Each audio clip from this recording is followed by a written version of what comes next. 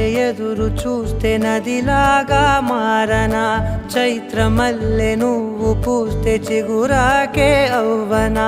నన్నే వరించే యువరాజును అంట నీ